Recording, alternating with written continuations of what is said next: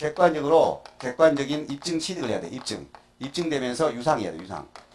객관이 입증인 유상 취득. 이런 경우는 이제 사성 취득이라고 해요. 그러면 객관적으로 입증되면서 유상 취득. 이미 여러분들이 취득 쓰는 바 있어요. 네? 국수 공판장, 검증 이론 취득 생각납니까? 국가 등 지자체 등으로부터 유상 취득, 외국에서 수입에 의해서 공매 방법, 맞아요? 판결문, 법인양부, 그 다음에 부동산 거래 신고에 관한 법률에 따른 검증 이론 취득. 그래서 국수는 공판장에서 검증이 돼야 된다. 그래야 우리가 사실상 취득가액을 합니다. 그런데 여기서 단서가 있어요. 자, 여기서 단서가 있습니다. 이렇게 사실상 취득가액으로 합니다. 사실상 취득가액으로 할 때, 우리가 건물 같은 거는 감가상각이 되기도 해요. 건물 같은 거는 사업용으로 건물을 쓰게 되면 감가상각을 하게 되죠. 또 재평가할 수가 있습니다. 다른 규정에 의해서 재평가할 수가 있어. 그러면 재평가라든지 감가상각 등을 통해서 이 사실상 취득가격이 달라질 수가 있어요. 달라질 수 있습니다. 그러면 우리가 이제 달라진 걸 우리가 변경이라고 그래. 변경시는 반드시 그 변경된 가액으로 하도록 돼 있어요. 변경되면 뭘 한다? 변경된 가액으로. 그러니까 사실상 취득가액으로 하는 경우에 있어서 재평가나 감가상각 등으로 인해서 혹시라도 그 사실상 취득가격이 달라졌으면 뭘 한다? 달라진 금액, 변경된 금액, 그죠? 근데 이렇게 변경되더라도 종전가액으로 한다라고 몇 차례 틀리게 나왔어요. 그거 그만했으면 좋겠어. 그만했으면. 그 정도로 너무 많이 나왔어요. 근데 어려운 거 아니에요.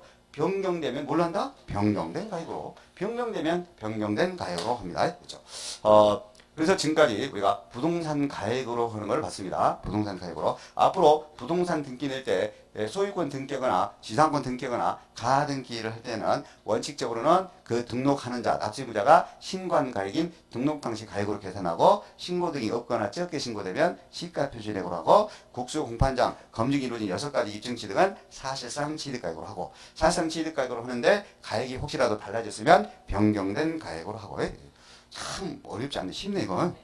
이렇게 등록면에서 이렇게 계산해요. 이렇게 계산해요. 이런 등기 냈을 때. 그런데 이런 등기는 또 달라. 자 생각해봐요. 내가 5억짜리 부동산이 상가가 있는데 돈이 갑자기 필요하게 된 거예요. 2억이. 그래서 2억을 갖다 그 상가 5억짜리를 담보로 해서 2억을 대출받아. 그래서 저당권 등기가 납니다. 그러면 2억을 대출받으면서 5억짜리 상가를 저당 잡혔네? 그러면 그 저당권 등기에 대해서 등록면에서를 계산할 때 자 합리적으로 생각해야 돼. 가장. 자, 채권 2억이란 저당권 등기니까 채권 금액 2억으로 한다가 1번이야? 아니다. 부동산가액 5억으로 해야 된다가 2번이야? 몇 번이 옳은 걸까? 합리적으로 생각했을 때. 다시 내가 2억을 빌리면서 저당권 등기가 나는 거예요. 근데 5억 부동산가액 갖고 등록면에서 계산하면 되겠어요? 안 되지요. 그죠? 그러니까 그런 저당권 등기 등은 뭘로 해야 될까? 그렇지. 채권 금액으로 해야 된다. 이 말이야. 채권 금액으로. 그럼 채권 금액으로 하는 등기 종류를 아셔야 돼. 이 등기 종류를. 가장 대표적인 것이 저당권 등기요. 이런 것들이 시험에 나온단 말이에요. 이런 것들이. 저당권 등기, 채권 금액으로 해야 됩니다. 근데 이것도 채권 금액으로 해야 돼. 가압류 등기도 그렇고, 가처분 등기도 그렇고, 경매 신청 등기도 채권 금액이에요.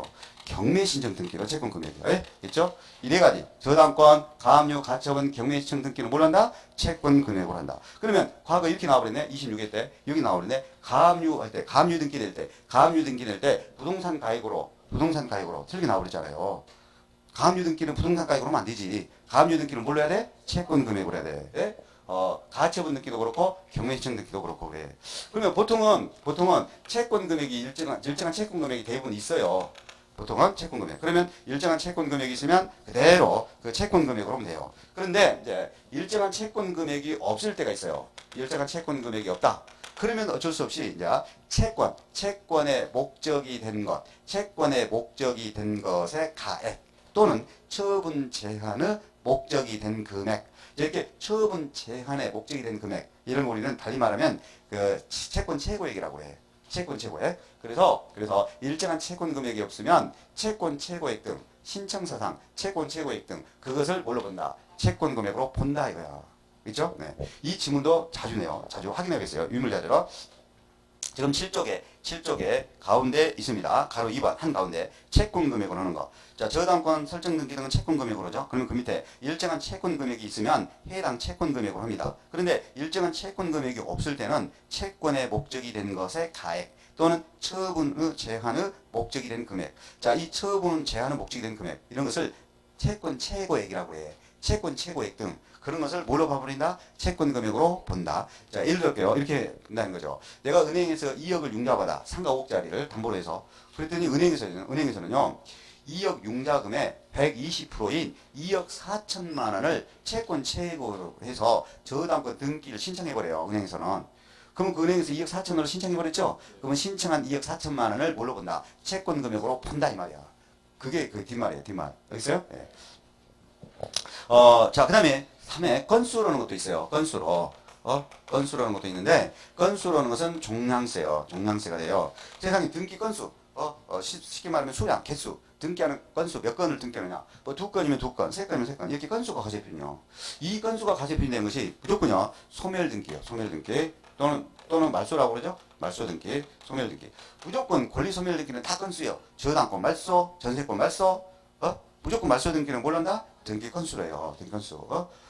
그리고 변경등기입니다. 자, 변경등기라고 써버리겠어요. 이 변경등기는 많아. 토지는 지목 변경등기, 건축물은 건축물 구조 변경등기 등. 하여튼 변경등기란 말 들어가는 거 다 건수로고 소멸등기도 건수로입니다. 자, 예를 들면 이렇다 이 말이에요. 예를 들면 자, 똑같은 예를 들게요. 상가 5억짜리를 담보로 제공하고 2억의 융자를 받아. 그럼 은행에서는 2억 4천만 원을 채권 최고액으로 해가지고 저당권을 등기 설정합니다. 저당권 설정합니다.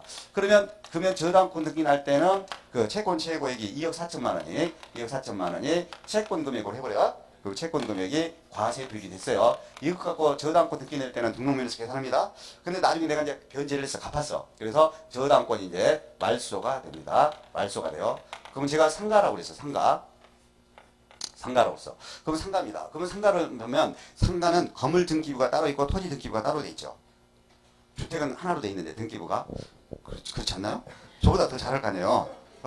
그러면 상가를 말소할 때 건물 등기부에서 말소를 하고 토지 등기부에서 말소를 한단 말이야. 그럼 몇 건의 말소가 돼? 2건. 그래서 2건이 과세표준이요. 2건 곱하기 세율을 거면 돼. 곱하기 세율 이렇게.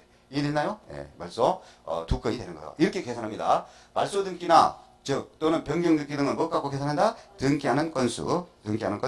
그럼 건물 등기부에서 말소 등기가 되고 토지 등기부에서 말소되니까 2건이 돼요. 2건. 예.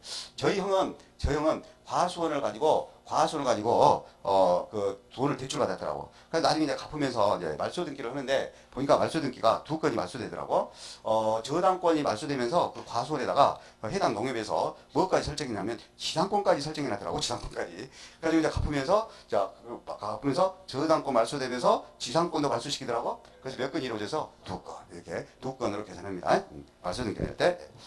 이해됐습니다. 자, 그 다음에 여기 여백에다 써야 돼. 제가 빼먹어버렸어요. 가로 3 건수까지 봤잖아요.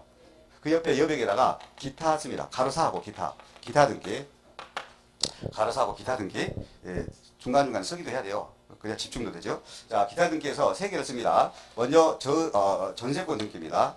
전세권 등기 내는데 전세권 등기 낼 때는 꼭 전세 금액으로 합니다. 뭘로 한다? 전세 금액으로요. 전세권 등기. 그런데 임차권 등기 냅니다. 상가 같은 거 임차권 등기 내죠? 이거 주의해야 돼. 월 임대차 금액입니다. 월세 갖고 계산합니다. 월세로 정한 거. 월 임대차 금액. 임차 보증금으로 계산 안 합니다. 자, 임차 보증금이 5억에 보증금 5억에 월세 300만 원으로 그러면 월세 300만 원 갖고 등록면에서 계산해야 돼요.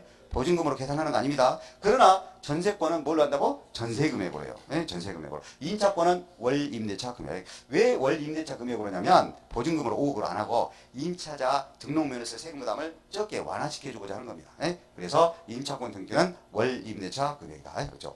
그러니까 이렇게 제가 어디서 이야기했더니 그러더라고. 전세 들어간 사람도 전세 들어간 사람도 세금 부담 완화시켜주기 위해서 그것도 월세로 해야 되지 않냐요? 그걸 왜 나한테 따져? 국회 법률을 만든 사람한테 해야죠. 예. 하여튼 이렇게 돼 있어요. 전세권 등기는 전세금으로 계산, 임차권 등기는 원리임대차 금액으로. 이건 시험에 되진 않는데, 지역권 등기. 지역권 등기는 요역지 가입으로 해야 되지, 남의 거 승역지 가입으로 하는 거 아닙니다. 지역권 등기는 요역지 가입으로 한다. 자, 그러면 이제 부동산 등기에 대해서 전부 내가 다 설명했어. 과세 표준은. 자, 부동산 등기 낼 때 일부 등기는 부동산 가입으로 하고. 맞아요? 예. 그 다음에 일부 등기는 채권 금액으로 하고, 일부 등기는 등기하는 건수로 하고, 예. 일부 등기는 이렇게 전세 금액으로 원리 임대차 금액으로 하기도 합니다. 그렇죠? 자, 그러면 여기다가 곱하기 세율을 해야 돼. 그래야 산출세액이 나오죠. 곱해주는 거 세율입니다. 이 세율이 이제 7쪽에 나와 있네요. 세율이 나왔는데 표준세율, 당연히 표준세율이 나오죠. 표준세율이 나오는데, 근데 소유권 등기 낼 때는 좀 복잡하죠. 소유권 등기 낼 때는 좀 복잡한데, 일단 소유권 등기는 과세 표준은 전부 뭘로 돼 있는 거 봐봐요. 에이, 다 부동산 가입으로 돼 있잖아요. 맞나요? 과세 표준은 다 부동산 가입으로 돼 있어. 제가 이미 했어. 소유권 등기는 무조건 뭘로 한다? 부동산 가입으로. 지상권 등기도 뭘로 해? 부동산 가입. 가하 등기도 뭘로 해? 부동산 가입이요. 이 부동산 가입에다가 세율을 곱해준단 말이에요. 세율을 곱해주는데, 곱하기 하는데, 이 소유권 등기 낼 때 보존 등기 내는 경우가 있어. 보존 등기는 1천분의 8 그런데. 예? 1천분의 8. 그 다음에 유상이에요. 매매 등 유상이다. 그럼 유상일 때는 1천분의 20 그럽니다. 예? 자, 무상은 또 나눠지는데, 무상은 상속하고 증여하고 나눠져요. 상속은 1천분의 8이고요. 증여는 1천분의 15입니다. 1천분의 15요. 복잡해. 복잡하면 하나라도 하시면 돼. 1000분의 8짜리가 있네. 1000분의 8. 1000분의 8. 보존 등기는 어쩐다? 1000분의 8. 등록면허세 보존 등기는 부동산 가액에, 부동산